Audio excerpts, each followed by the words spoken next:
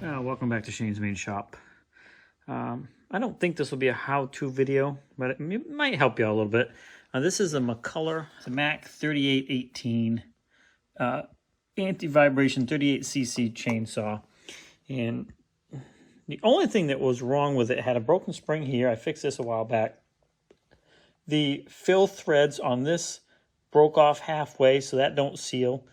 But I was able to get that to seal enough so I could use the chainsaw, but I haven't used this in a year or two. And I pulled it out, and I've got very, very weak spark. So, of course, you know, obviously I put a new plug in it, checked all that, and I am getting a spark, but it's very weak. So I just decided to pull the whole thing apart, and I see I need a new fuel line. It's broken. I think it broke as I took it apart because these are very brittle and old, so I'll replace that. And since I have it this far apart, I am going to order a new oil tank for it because basically this is the cover here. And the threads to this should be about another ½ inch higher, but it cracked somehow. And so this only catches a little bit. It will go on, but this is not deep enough to seat in the bottom of the cover there to seal. And you can see I stacked stuff up in there to help stop it from leaking, at least so I can use the chainsaw. But since I got it this far apart, I'm going to order a new barn chain oil tank for it.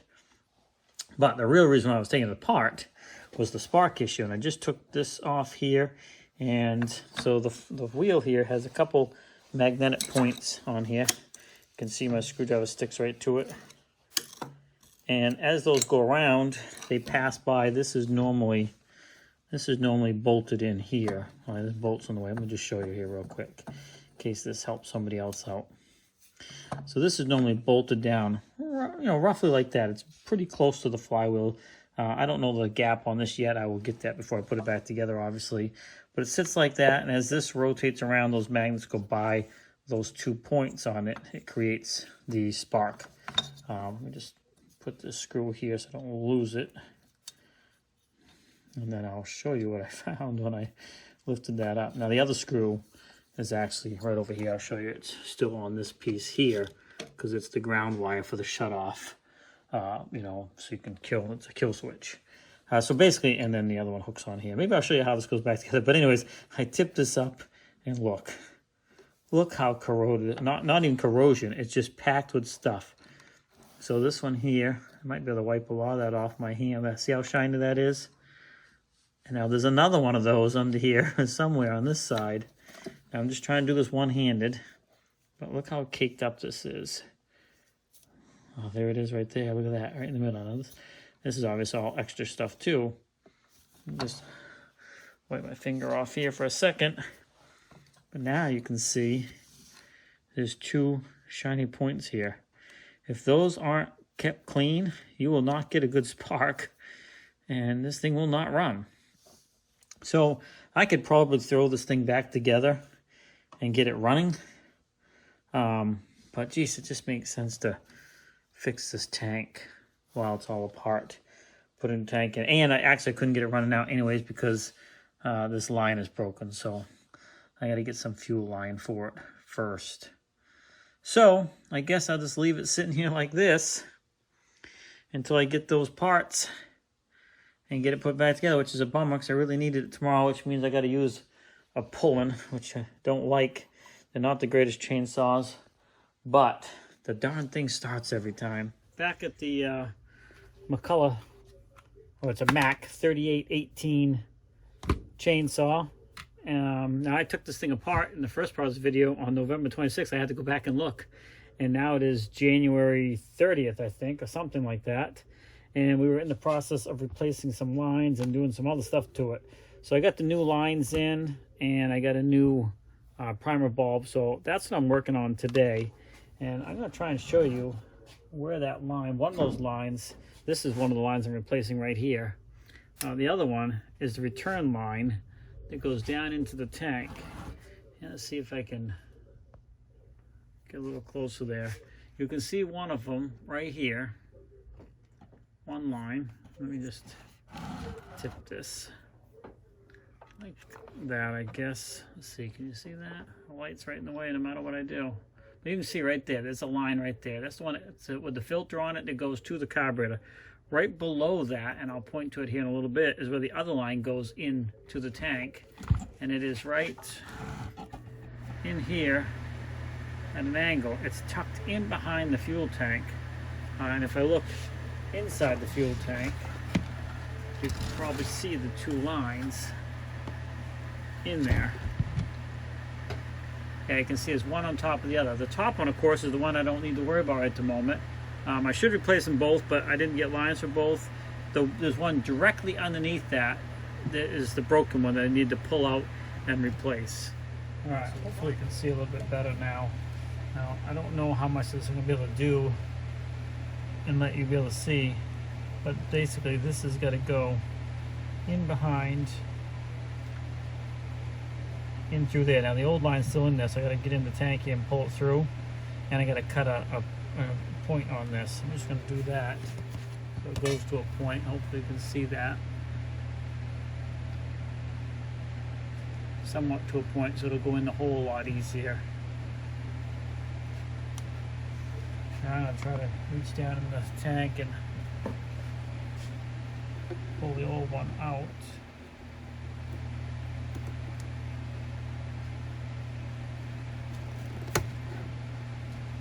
Alright, probably can see that coming out here. Hopefully, so there's the old one, the old return line. Alright, that's where it's going to get a little tricky, and I'm not sure how much I can show because I'm going to turn the chainsaw so I can see, not so much you can see. Unfortunately, I really couldn't show you. I got the line stuck in through there. It's just so tight. I mean, I could barely hold the light and use both hands to get it tucked in there. And you can see now, hopefully, yeah, you can see the new line. I'm basically just reaching down in there with pliers now and slowly pulling it through, and then I'll pull it up and get ready to hook the other side. But right now I'm just trying to get it pulled through. Now this one here, you don't, I mean, you could cut the line back off straight, but it doesn't matter on this one because it's just returning back to the tank. But if it's the fuel filter side, that angle cut you can see there would have to be cut straight and then put the fuel filter back on the end of it. But for the return line, it does not matter. And I'll also say too, keep in mind if you buy just the kit like I did that had the two lines and the primer bulb, there's two different size lines, so keep that in mind. The thicker line has to be the one that goes through the tank. I don't know why they don't use the same size. It's crazy, but they don't. I hope it works because mine looks like they're both larger size. Just, I don't know, but if you were to feed this one to the tank, it's so loose in the hole that goes into the tank, it doesn't seal. So when you start using your chainsaw sideways or anything like that, fuel is going to be leaking out and making a mess. So I'm just, like I said, reaching down in here now, grabbing that fuel line and pulling it in so it's far enough. All the excess can be in the tank as long as it's not hitting the bottom, plugging it a little bit more. I'll stop right there. There's plenty in there, and then that leaves plenty back here. You can see the end of it goes. So that leaves plenty to hook to the primer bulb, and it's now plenty into the tank. You can see. Hopefully, you can see that. So now we just got to start reassembling, and as we do, we'll connect stuff up.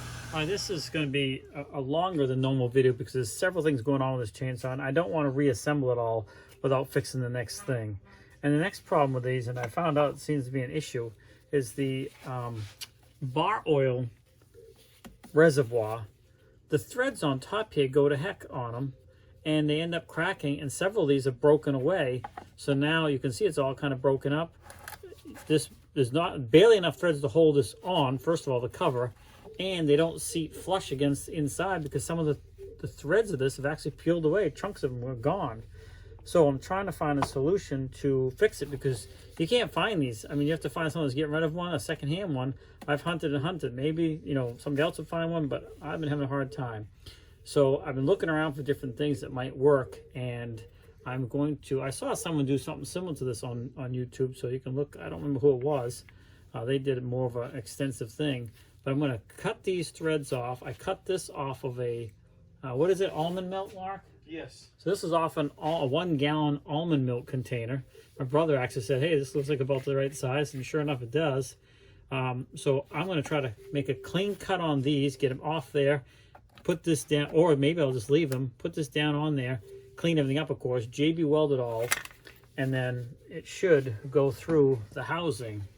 The only thing I got to do is eliminate this lip right here, because that doesn't quite go through. If it weren't for that, it would go through fine when you put the housing on, and then you can put the cover on. So I'm going to go ahead and get rid of that lip, and hopefully start cleaning this up and fixing that as well before we reassemble this chainsaw. Okay, so I learned something here. I cut that lip off I was talking about, and as I cut it, I saw a black line because the way I was holding it. Come to find out, it's not a lip. It was actually, it protruded in, and that was held these two pieces together. So that didn't work out, but I brought it over here and tried it anyways. And if I would have set this thing down on top there, just like that, and obviously cleaned it up and JB weld it, I just took this quickly and wanted to look to see if this would kind of do what I want to do. And once this is in position, you can see it slides right down on there perfectly, and that gives us our new cap. The only thing I noticed is it may not bottom out in here, which is fine, because I don't think I can get enough threads to, well, it's pretty close. But I'm going to put a rubber gasket in the base of this anyways, so it'll seal up against this.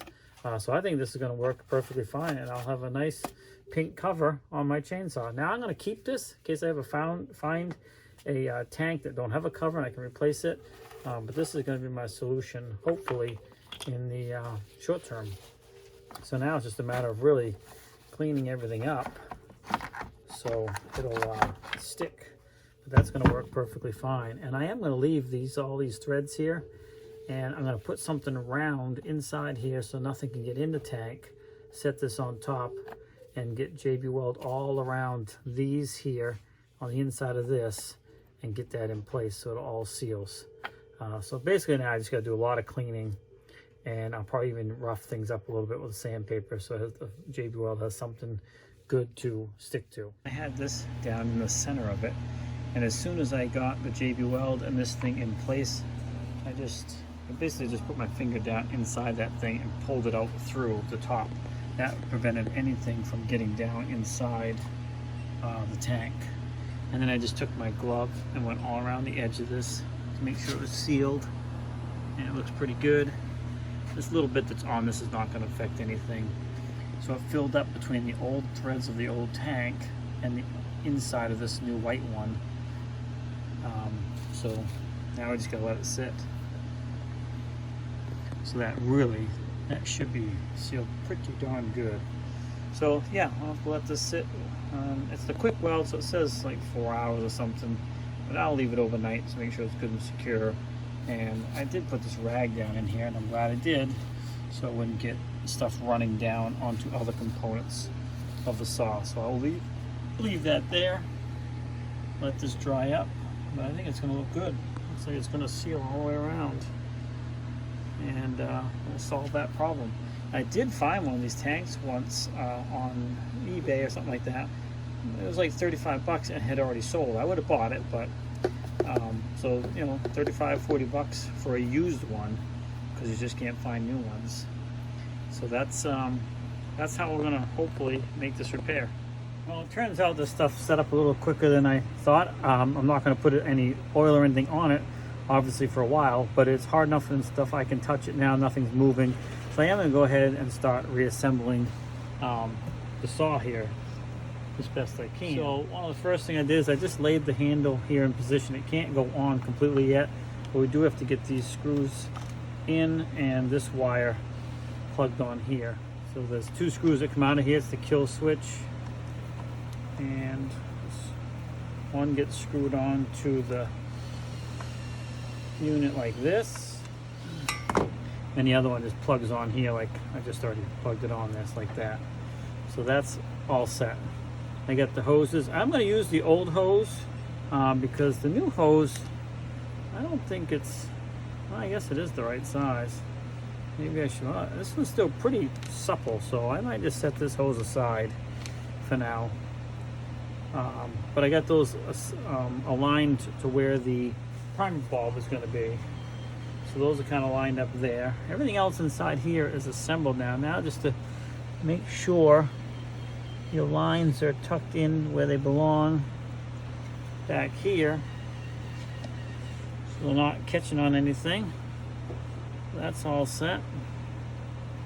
And then we gotta get this housing on.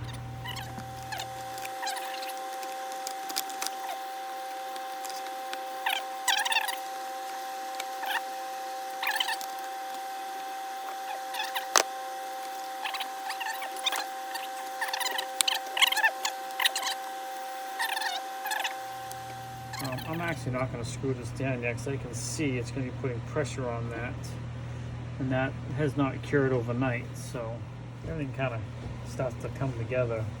I do got to get this spring in position here though up top. A bunch of moving parts here, so you just got to kind of take your time and don't forget anything. And I almost forgot about this. So this piece, it's the trigger lock, goes like that, so you can't pull it unless that's depressed. So that spring has to hook to that as well. So I'm going to get that hooked. That hooks on that back little, there we go. So hopefully you can see that. Once like that, the trigger won't pull. You pull this, then the trigger goes, and then it also locks it. So that's back in position.